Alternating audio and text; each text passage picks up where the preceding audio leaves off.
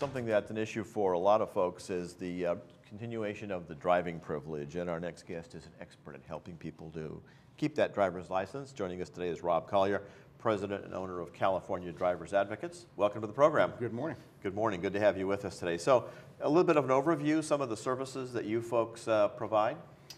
We were founded essentially to give California drivers an opportunity to aggressively and proactively defend themselves at administrative hearings with the DMV.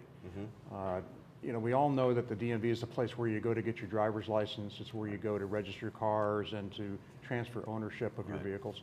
But what a lot of people don't know is that there's an entire enforcement arm within the DMV that employs thousands of people up and down the state, and their job is essentially to focus on a driver and make determinations whether or not they're safe to drive. And if they decide they're not safe to drive, the DMV will move to suspend that person's driver's license. We think of law enforcement as the people who say, oh, you know, red lights and siren come on, pull over to the side, license and registration please, and that whole process.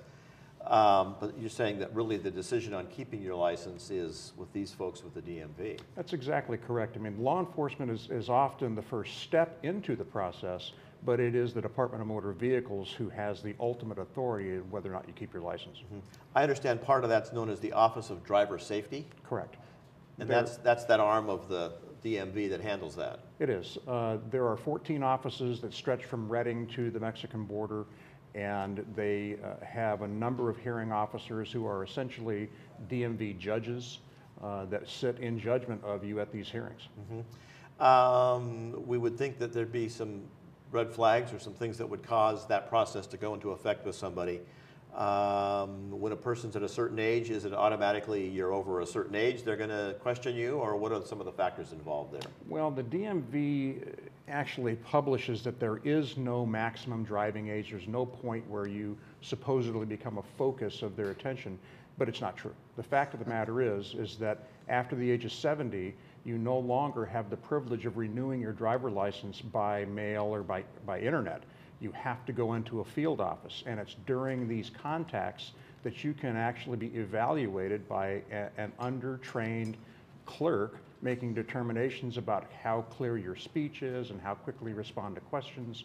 So it's a very precarious process. I know a lot of people are concerned about passing the eye test. Is that one reason they could take away your license? It is. Vision and vision-related medical problems are one of the primary focuses of the DMV. Do they have the right to ask me what medications I'm taking? They do. Do I have to answer? At the risk of losing your driving privilege, yes. I mean, you can say no, and they'll say, fine, thank you very much, and give me your license. Right. So you better be truthful on that then. Would they follow up and check with your doctor, make sure you've given them the whole list? They have to get a signed authorization from you to access your medical records, but there again, if you don't give them that signed authorization, you do so at the risk of your license. Sort of like people that refuse the breathalyzer test in the field. They can refuse that test, but they're going to go to jail. That's right. You can refuse the test, but there's a consequence for that decision. So think before you react out of anger or frustration, perhaps. That's right. I understand there's something called a notice of reexamination. That's issued by whom? Well, it depends. There's the notice of reexamination, and then there's the notice of priority reexamination. The notice of reexamination generally comes from the Department of Motor Vehicles when they have received some information from a variety of sources that an individual driver may not be safe to drive, and that normally comes in the mail. The notice of priority reexamination, on the other hand, normally is issued by a police officer at the scene of a traffic stop or an accident. Okay.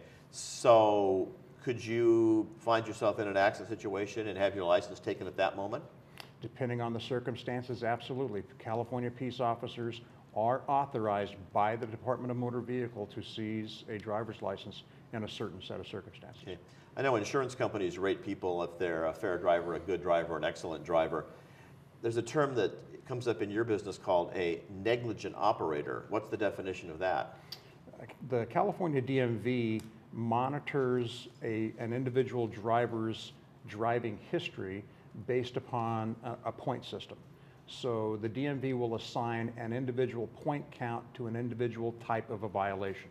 For instance, you run a stop sign, you get a point. If you get a DUI arrest, it's 2 points. Okay? If you accumulate too many points, within a specified period of time, the DMV will recognize you as a negligent operator. They will automatically move to suspend your driver's license. They'll issue you a notice of negligent operator, and then they will challenge you to come in and prove to them why they're wrong. Okay, so that's something that's a procedure that would happen through the DMV, and again, you'd be notified on that, unless it's the priority one, which is on the scene of the incident, perhaps. Yeah, the negligent operator essentially is just focused upon an accumulation of points. Yeah. The notice of priority reexamination normally occurs when a police officer pulls you over or is investigating an accident, and at the scene, he sees or hears something that gives him concern that you are an immediate hazard to the public. So if someone were to say, for example, oh man, I'm taking this new blood pressure medication that kind of makes me dizzy, that's probably not something you'd want to say in front of a police officer. Huge red flag. Yeah, yeah. You'd find yourself thumbing your way home, perhaps, on that one. We talked about alcohol consumption almost every week here on the program. Usually on Thursday or Friday, we get a notice from the Orange County Sheriff's Department about a DUI checkpoint someplace here in Orange County, a lot of them right here around our local area. I think a lot of our viewers here have been adults long enough to be sensible, I think, about drinking, but I know that's one of the reasons that can cause problems out there is drinking and driving. Well, that's right. You know, the California law determines that you can be arrested for DUI if you're impaired or if you have an alcohol level of 0.08 or greater. And a lot of people don't take into consideration how very little alcohol it takes to get to a 0.08. Also, breath machines are notorious for giving ghost readings or false readings. And so you could just be out to dinner with your wife, have a steak dinner, a couple of glasses of wine, and spend the night in jail. Yeah, yeah. And in some cases, if you're by yourself, your car gets impounded and there's legal fees and jail and all kinds of repercussions from that. Well, that's right. I mean, if we're talking just about the DUI, there can be fines and penalties to the court. There are reissuance fees to the DMV, an ungodly increase in your insurance rates. It can be quite costly. Right. You mentioned some of these things come to us by mail. If we get something like this, a reexamination, do we have a time frame to reply on that or to get involved? Yes, again, depending upon what the factors are, in a notice of reexamination, the DMV will normally give you a period of 10 to 14 days to contact them to schedule a hearing. On the other hand, the notice of priority reexamination is much more dangerous because that requires that the driver be in front of a DMV hearing officer within 5 days. Not schedule the hearing, actually be at the hearing within 5 days. So almost immediate response, which could be rough if you've had a traumatic accident or something. That's right. Okay. Let's talk a bit about your company, some of the things you do to protect people that want to hang on to that driver's license, that think they have a legitimate case. How do you go to bat for them? Well, you know, it depends on what it is that the client is facing, but essentially the first thing we do is we interview the client and we find out what it is that the DMV is upset about. We contact the DMV immediately to preserve the driving privilege and to schedule a hearing. We conduct our own investigation to see if there are witnesses or medical professionals who can give more clarity to the situation. Then, depending upon what the individual client needs, we can prepare them for a written test, a behind-the-wheel test. We can certainly educate them as to what can happen at a DMV hearing because they can be very unkind. And then at the actual hearing, we sit right there with them and we represent them at the hearing. Do you speak for them or do you advise them on what to say? Actually, it's a kind of a combination of the two. These DMV hearings, if run appropriately, are run like a mini trial. So I present my own evidence, my own witnesses, I examine my client, but I have prepared them for the cross-examination that will come from the hearing officer. Just like what happened in a court case. If you were representing somebody in a legal court case, there would be preparation time with the attorney and the client. That's true, and then there's follow-through afterward, yes. Right. A bit about the background, experience you folks have, how you folks got into this line of work? Well, I'm not the only face of the firm. I have a combined total experience of about 30 years in law enforcement and defending people at DMV hearings. I have former DMV hearing officers who work with us, former police accident reconstructionists, We've got 2 forensic scientists who can work on issues of blood or breath. So everything from basic investigation to representing you at the hearing is all covered. And I would imagine the fee schedule depends on how much work you have to do.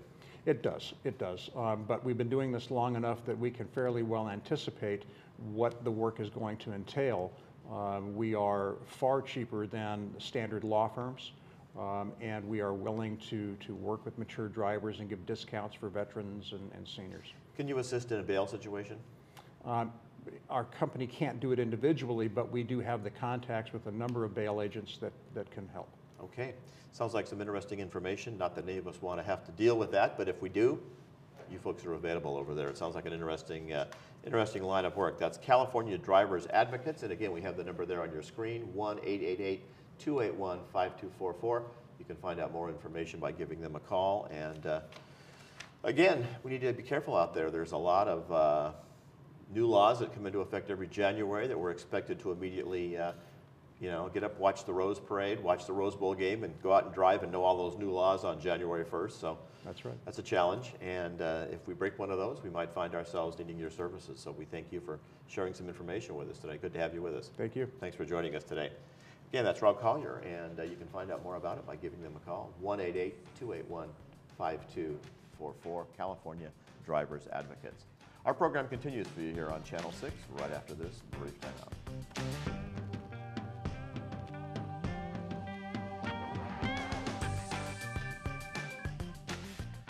If you've received a notice of reexamination or priority reexamination from the California Department of Motor Vehicles, then you already know they're working towards suspending your freedom to drive. Convincing the DMV of your ability to drive can be frustrating and frightening, but you don't have to fight them alone. Call the California Drivers Advocates, where our team of experts will guide you through each step of the process and get you back on the road. If the DMV is your problem, California Drivers Advocates is your solution. For more information, call 888-281-5244 or search online keywords DMV Defenders.